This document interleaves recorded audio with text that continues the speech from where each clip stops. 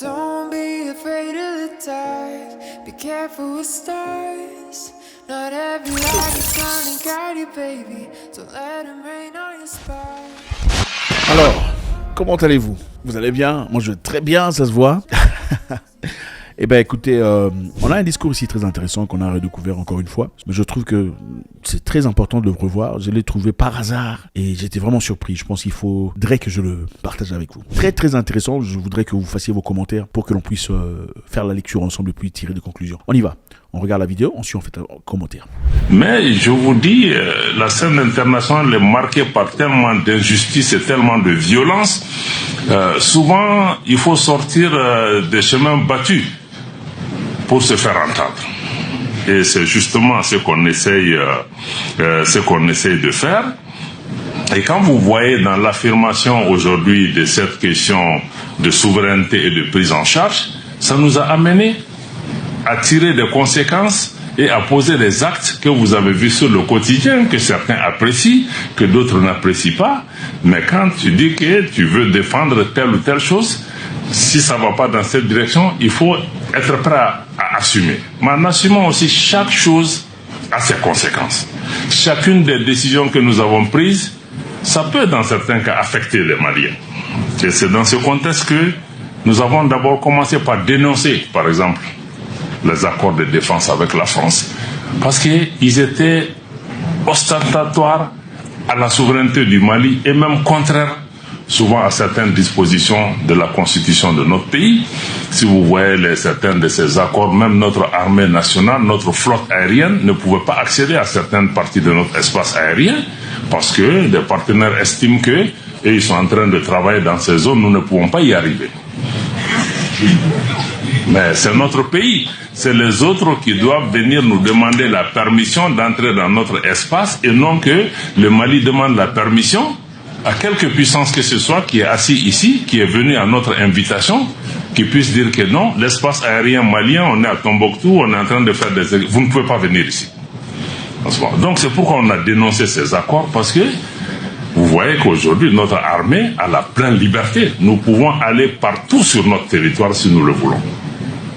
Partout. Personne ne peut nous empêcher de le faire. Mais ce n'était pas le cas. Même pour que le Mali puisse s'armer, mais il y avait une sorte d'embargo de fait. Certains ont dit oui, vous avez changé de partenaire. Mais le partenaire qu'on a ne nous permet pas d'avancer. Ils étaient là pour pouvoir nous fragiliser et nous diminuer pour pouvoir avoir leur intérêt. Mais on va là où on trouve nos intérêts. L'opération Barkhane qui était là, c'était 2 millions d'euros par jour. 2 millions d'euros par jour. Ça, c'est combien de milliards en francs CFA? 2 milliards? 1,3 milliard de francs CFA par jour. 9 ans. 9 ans. La France n'a pas donné un seul hélicoptère au Mali dans cette période. Aujourd'hui, vous voyez le nombre d'aéronefs que nous avons pu accueillir en moins de 2 ans sur nos ressources propres au moment où le pays est sous sanctions, sous embargo et presque seul, sans partenaire.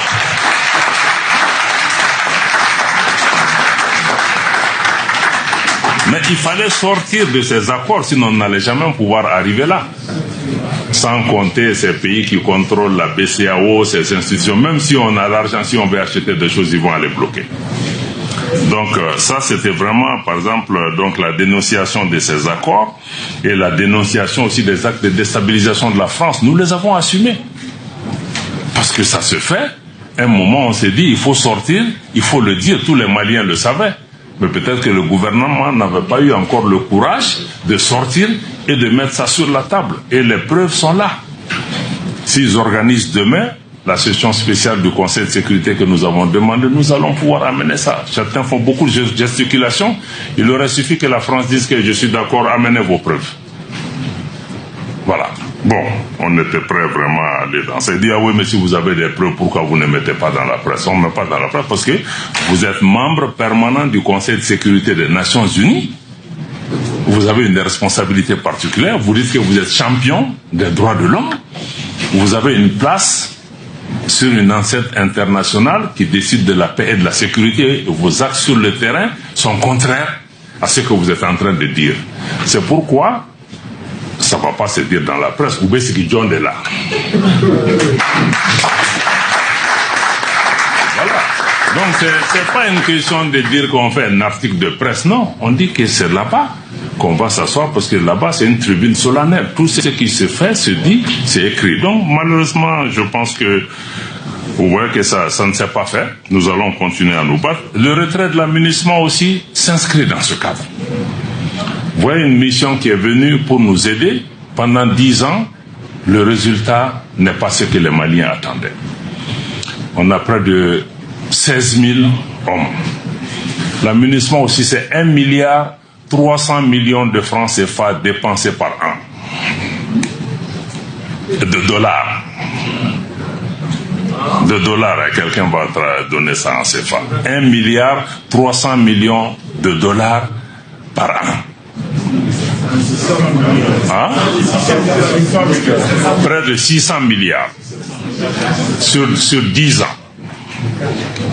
Sur ces 600 milliards, combien sont même donnés aux Maliens? Si on nous disait même que bon, écoutez, prenez 20% de ça, nous on va même partir. Nous on se serait battu. On en serait sorti. Mais pendant ce temps, pendant ces 10 ans, quand eux ils sont venus, l'objectif essentiel, la menace au Mali, c'est une menace terroriste. On fait face à des groupes terroristes. Les Nations Unies, par doctrine, c'est que eux, c'est des missions de maintien de la paix. Quand deux pays se battent, quand deux groupes se battent, ils viennent, ils se mettent au milieu. Mais ils ne vont pas se battre. Quand les terroristes passent, ils disent que non, c'est pas vous qui nous intéressez, nous, on s'occupe d'autres choses ici. Bon, on a dit qu'après 10 ans, nous, aujourd'hui, la menace est terroriste, c'est le terrorisme qui nous tue, c'est le terrorisme qui est partout dans notre pays. Si vous voulez nous aider, vous nous aidez à lutter contre le terrorisme. Mais si vous ne pouvez pas faire ça, il faut au moins nous laisser. Nous, on est en train de lutter contre les terroristes pendant ce temps. Chaque jour, il y a un rapport qui sort, Moura, on a tué ceci, on a tué des Peuls, on a... Donc, non seulement ils ne nous laissent pas faire le travail qu'on veut faire pour lutter contre les terroristes, mais ils ont commencé à constituer un obstacle pour faire ce que nous voulons faire. Donc, on a dit à un moment, il faut qu'on en tire la conclusion. Il faut qu'on en tire la conclusion, qu'on y mette fin, mais ne nous trompons pas. Quand on dit l'amunissement part aussi, bon, on reconnaît les sacrifices. Il y a eu plusieurs centaines de soldats qui sont morts. Les soldats qui sont morts aussi, 95% viennent des pays africains. Ce n'est pas les autres là qui viennent mourir. Hein. Ils viennent, ils sont dans leur drone, ils sont dans leur truc comme dans une université pour étudier ce qui se passe. Mais ce sont nos frères burkinabés, nigériens et autres qui sont morts. Et qui décide à l'amunissement? Mais ce ne sont pas ces 95%. C'est d'autres puissances tapis dans l'ombre qui décident ailleurs. Donc on a expliqué à nos frères que le départ là, ce n'est pas contre vous. Vous êtes venus vous sacrifier. Mais peut-être le véhicule dans lequel vous êtes venus nous aider n'est pas le bon véhicule, n'a pas la bonne idée. Beaucoup d'entre eux sont venus de bonne foi. Par exemple, il y a beaucoup de Burkinabés qui sont dedans, qui sont à Ber ou dans d'autres localités, qui sont venus aider de bonne foi. Mais ceux qui tirent les ficelles sont d'autres puissances qui ont perdu pied au Mali, qui cherchent à revenir par l'amunissement pour faire mal au Mali. Et le Mali ne peut pas s'asseoir regarder ça. Donc on a décidé de tirer une conclusion. Merci. Comme je l'ai dit encore une fois, toutes ces décisions sont extrêmement difficiles. Il y a des milliers de Maliens qui sont certainement concernés, qui ont eu mal à cause de ça, qui ont perdu leur travail. C'est vrai, l'amunissement n'est pas venu au premier point pour développer le Mali ou pour créer des emplois. Ils sont venus pour sécuriser. Ça, ils ont failli. Maintenant, nos frères et sœurs qui sont dedans, l'État s'est organisé pour essayer de faire ce qu'on peut pour pouvoir les accompagner. Mais nous, on ne pense pas qu'au personnel de la Malien de l'amunissement. Nous, on passe au tous les pays parce que c'est dans quoi on est là. Mais ça affecte tout le pays, pas seulement ceci. Donc si nous sommes tous affectés là, mais eux-mêmes, ça va être une petite partie dedans. Donc nous travaillons pour pouvoir amener. Donc c'est dire que chaque décision a une conséquence. y compris pour nous-mêmes. Même quand nous disons partez, nous savons que quelque part, ça va faire mal au pays, mais nous disons que dans le long terme, ça va bénéficier au pays parce que nous aurons la capacité de pouvoir nous battre, parce que tant qu'ils sont là, c'est comme si tu as quelqu'un qui est devant ta porte, qui assure ta sécurité, etc. Pourtant, tu n'auras jamais envie de faire parce que c'est que lui, il est là, il va le faire. Mais si tu sais qu'il n'y a personne, toi, tu vas sortir chaque nuit, tu fais le tour, tu regardes. Si tu dois chercher un gourdin pour te défendre, tu vas le faire.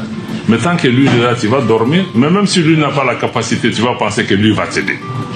Inimaginable. Qu'est-ce que vous en pensez, les amis? Comment est-ce que l'Afrique peut avancer si on ne fournit aucun effort, si on n'acquiert pas la connaissance, les capacités, l'intelligence, l'armement, si on ne se développe pas comme l'a fait la Chine? Aujourd'hui, on ne peut pas blaguer avec la Chine parce qu'ils sont armés. On ne peut pas blaguer avec la Corée du Nord parce qu'ils sont armés. C'est dangereux. Et c'est ça le langage, apparemment, le seul langage que l'on comprend. C'est ça. Faites-moi savoir ce que vous en pensez. C'est toujours un grand plaisir de vous suivre. Le grand mépris s'arrêtera quand? Si vous n'êtes pas encore ici, faites ça, vous savez comment ça se passe. Vous ne faites pas encore partie de notre communauté, ça serait un grand plaisir de vous avoir, comme ça on va grandir ensemble.